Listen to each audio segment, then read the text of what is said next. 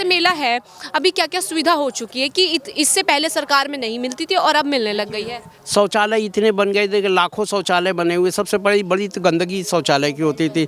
सफाई जो होती है वो इतनी नहीं होती थी, अब सफाई होने लगी है। गंगा में कोई चीज़ प्रदूषित चीज़ नहीं जा रही है, सब चीज़ रोक दी गई है। यही सब चीज़ें हैं।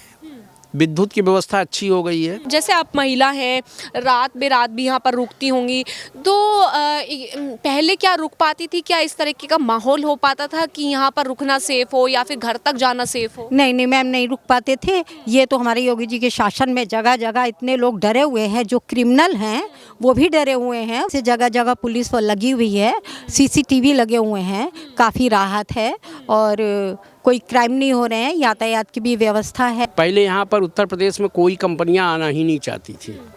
जो भी थी वो यहाँ पर इतना माफिया और गुंडा राज था कि वसूली की वजह से छोड़ करके बंद करके सब वापस चली गई। अच्छा, तो क्या अब उत्तर प्रदेश की तस्वीर बदल रही है क्या? आने वाले समय में हमारा जहाँ अनुमान है कि उत्तर प्रदेश नंबर 1 का इन्वेस्टमेंट प्रदेश रहेगा। अगर ये सरकार भाजपा की सरकार बनी रही तो प्रशासन बिल्कुल चुस्त दुरुस्त रहेगा और यहाँ पर क्या कहते हैं कि बहुत ही ज़्यादा क्या कहते हैं रोजगार के अवसर उत्पन्न होंगे। क्या लगता है 27 में इस बार फिर से योगी बाबा? हाँ, 110% आएगी। 110% मैं बोल सकती हूँ कि योगी जी ही आएंगे, क्योंकि देखिए दुनिया को किसी पार्टी और उससे मतलब नहीं होता है। उसको तो यह है कि वो और उसका परिवार सुरक्षित रहे और सबको अपना रोजी रोजगार मिले, खुशहाल रहे, इंसान को वही चाहिए। यहाँ पर कई सालों से ये इस प्रांगण में मेला लगता हुआ आया है और किस तरीके से कहेंगे कि इस माघ मेले की चर्चा जो है अब अभी बहुत ज़्यादा हो रही है। जैसे 2026 है, 2025 में जो महाकुंभ लगा था उसकी चर्चा ज़्यादा हुई है। क्या माघ मेले और ये सब मेले क्या इस वर्ष ज़्यादा प्रोत्साहित किए जा रहे हैं सरकार की तरफ से? ये हमारा सनातन धर्म है और लोगों को अपने सनातन धर्म पे ही विश्वास है और जितने भी लोग आते हैं यहाँ पे सब सनातन धर्म वाले ही आते हैं। ये है कि सुविधाएं बढ़ गई हैं और भारतीय जनता पार्टी की सरकार आई है, सुविधाएं अच्छी मिलने लगी हैं। बस आपने कितने ऐसे मेले देखे होंगे यहाँ पर जन्म से? मैम हम तो यहीं पे, हमारा घर ये भारद्वाज मंदिर आनंद भवन के पास है। मैं गोस्वामी हूँ और 1960 से या छैवट या कहते भारद्वाज मंदिर का मैं मालिक हूँ।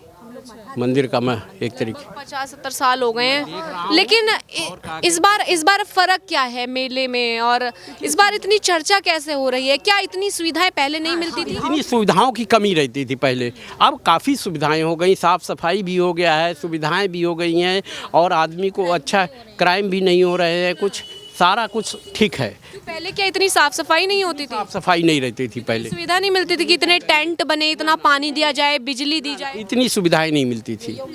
हम तो देख रहे हैं, हम तो बहुत ही शुरू से हम लोग तो यहाँ पैदल क्या कहते हैं घूमते रहते थे, तो पूरी इतनी सुविधाएं नहीं रहती थी और मेला क्षेत्र भी इतना बड़ा नहीं होता था। अब तो मेला क्षेत्र फाफा मऊ तक पहुँच गया है।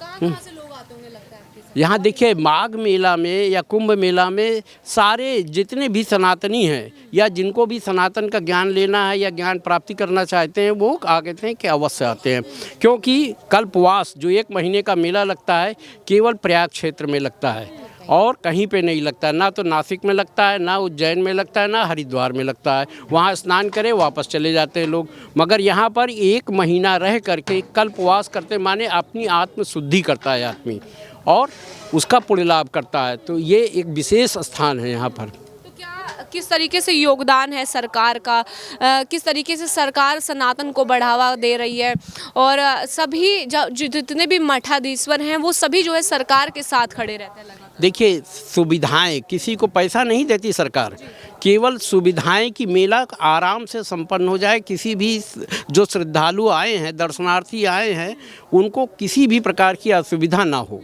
बस उतनी ही सुविधाएं बड़ा यातायात। अभी जैसे मेला है, अभी क्या क्या सुविधा हो चुकी है कि इससे पहले सरकार में नहीं मिलती थी और अब मिलने लग गई है? शौचालय इतने बन गए थे कि लाखों शौचालय बने हुए। सबसे बड़ी बड़ी तो गंदगी शौचालय की होती थी। सफाई जो होती है वो इतनी नहीं होती थी, अब सफाई होने लगी है। गंगा में कोई चीज़ प्रदूषित चीज़ नहीं जा रही है, सब चीज़ रोक दी गई है। यही सब चीज़ें हैं। विद्युत की व्यवस्था अच्छी हो गई है। और कहा जा रहा रहा है कि खंभों पर जो है स्कैनर लगा है, खोया पाया केंद्र पर ना जाएं, सीधा स्कैन करें और लोग मिल जाएंगे, ये भी कही जाए। देखिए ये तो डिजिटल युग है, स्कैनर तो जगह जगह लग गए हैं और उसके लोग सुविधाओं का, उसके पहले तो ये था ही नहीं, तो सुविधा मिलने का सवाल ही नहीं है। अब चूँकि डिजिटल युग हो गया, अब स्कैनर सारे चालू हो गए हैं, तो लोगों ने उस सुविधा का लाभ ले रहे हैं लोग। और जैसे आप महिला हैं, रात बेरात भी यहाँ पर रुकती होंगी, तो पहले क्या रुक पाती थी? क्या इस तरीके का माहौल हो पाता था कि यहाँ पर रुकना सेफ हो या फिर घर तक जाना सेफ हो? नहीं नहीं मैम, नहीं रुक पाते थे। ये तो हमारे योगी जी के शासन में जगह जगह इतने लोग डरे हुए हैं, जो क्रिमिनल हैं वो भी डरे हुए हैं, वरना तो बहुत चोरियां, पर्स चले गए, जा तो अभी भी रहे हैं, लेकिन वो हमारी लापरवाही से जा रहे हैं। क्योंकि अब हम अपना सामान छोड़ के गंगा जी नहाने चले जाएंगे, कोई भी ले जाएगा, लेकिन वैसे जगह जगह पुलिस लगी हुई है, सीसीटीवी लगे हुए हैं, काफ़ी राहत है और कोई क्राइम नहीं हो रहे हैं। यातायात की भी व्यवस्था है। हम लोगों को भी बहुत घूम के आना पड़ा, क्योंकि हमको भी नियम का पालन करना था। कोई अनुशासन अगर चाहिए तो नियमों का पालन तो करना ही पड़ेगा, और वही सब हम लोग कर रहे हैं और बहुत अच्छा लग रहा है। और अब बताइए थोड़ा, कुछ लोग जो है सरकार को सराहना दे रहे हैं कि इन्होंने सुविधा दी है, कल पुष्प वर्षा भी हुई मैंने देखा, तो सरकार को किस तरीके से देखते हैं? क्या लगता है 27 में इस बार फिर से योगी बाबा? हाँ, 110% आएगी। 110% मैं बोल सकती हूँ कि योगी जी ही आएंगे, क्योंकि देखिए दुनिया को किसी पार्टी और उससे मतलब नहीं होता है, उसको तो यह है कि वो और उसका परिवार सुरक्षित रहे और सबको अपना रोजी रोजगार मिले, खुशहाल रहे, इंसान को वही चाहिए। तो क्या वाकई जो मेला क्षेत्र में जो रोजगार के अवसर को लेकर के यहाँ पर लगातार कोई अपनी रेडी पटरी से हज़ारों रुपए कमा रहा है, पर डे के 500-1000, नौकरी से तो एटलीस्ट ज़्यादा ही है। हाँ। तो क्या वो लोग भी सपोर्ट करेंगे योगी जी को? हाँ, बिल्कुल सपोर्ट करेंगे। उन लोगों के लिए तो, ये नीचे स्तर के लोगों के लिए तो योगी जी ने बहुत ही सुविधाएं कर दी हैं, वरना पहले पटरी वटरी वालों को इतना अलाउ नहीं होता था, लेकिन योगी जी ने कहा नहीं, जीवन यापन करने का, कमाने खाने का सबको हक है। और वो जो हैं हमारे, जो कहते हैं ना कि लाइन में जो सबसे पीछे लगा रहता है, वहाँ से शुरुआत करती है हमारी सरकार, और हम सरकार से भी बहुत सेटिस्फाई हैं। और 27 में भी योगी जी को आना है। कहते हैं कि मोदी जी को रिटायरमेंट ले लेनी चाहिए, और कुछ लोग ये कहते हैं कि बाबा तो इस बार जो है मठ चले जाएंगे। योगी जी के लिए ये कहा गया है। लोकतंत्र है मैम, कहने को कोई कुछ भी रहे, लेकिन धरातल पे उतर के जो देख रही है ना दुनिया, देखिए हर जगह जहाँ जहाँ चुनाव हुआ है, अभी यहाँ पे ही बॉम्बे में ही हुआ है म्यूनिसिपैलिटी का, बीएमसी का, वहाँ के लोगों ने भी यही कहा, हमको सुख सुविधाएं चाहिए, हम सुरक्षित रहें, हमको किसी से मतलब नहीं है। तो सरकार देखिए, बीजेपी के सारे म्यूनिसिपल मेंबर जीते हैं, तो ये क्या संकेत देती है? ऐसा नहीं है। जो काम करेगा जनता उसी को प्यार, बिल्कुल बिल्कुल, जो काम करेगा जनता की आवाज़ सुनेगा, जनता उसी को लाइक करेगी। ठीक है, बात करें अगर पूरे उत्तर प्रदेश की, तो आज उत्तर प्रदेश को कहा जा रहा है कि यहाँ पर G20 का सम्मेलन हुआ, बहुत सारे इन्वेस्टर्स जो हैं इन्वेस्ट कर रहे हैं यूपी में। पहले क्या इतना इन्वेस्टमेंट हो पाता था उत्तर प्रदेश के अंदर? गुंडा माफिया राज कहा जाता था, अभी तस्वीर कैसे बदली है? देखिए पहले इन्वेस्टमेंट का तो यूपी में कुछ था ही नहीं। यूपी एक बीमारू राज्य बन गया था। चाहे जवाहरलाल नेहरू तो यहीं के थे, उनके सामने मैं क्या कहते हैं खेलता रहा, वो खड़े रहे, मैं पढ़ता रहा, वो क्या कहते हैं पानी बरसता रहा, ना तो कोई छत की प्रबंधन, ना कुछ खुले में बैठ करके क्या कहते हैं पढ़ाई होती थी, और वो खड़े होकर के देख रहे थे, भारत के प्रधानमंत्री थे। हैं आज जो है कम से कम बहुत ही सुविधाएं हो गई हैं, और विशेष करके जब से भाजपा की सरकार आई है तब से।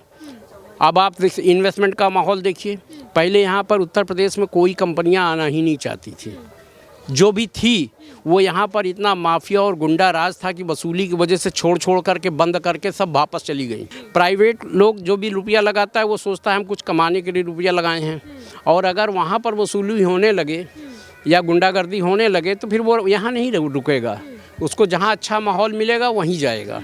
इसीलिए यूपी में इस तरह का कोई इन्वेस्टमेंट नहीं था। अच्छा, तो क्या अब उत्तर प्रदेश की तस्वीर बदल रही है? क्या इन्वेस्टर्स जिस तरीके से इन्वेस्ट कर रहे हैं, क्या आने वाले दिनों में उत्तर प्रदेश और भी ज़्यादा विकसित राज्यों में गिना जाएगा? देखिए आने वाले समय में हमारा जहां अनुमान है कि उत्तर प्रदेश नंबर 1 का इन्वेस्टमेंट प्रदेश रहेगा।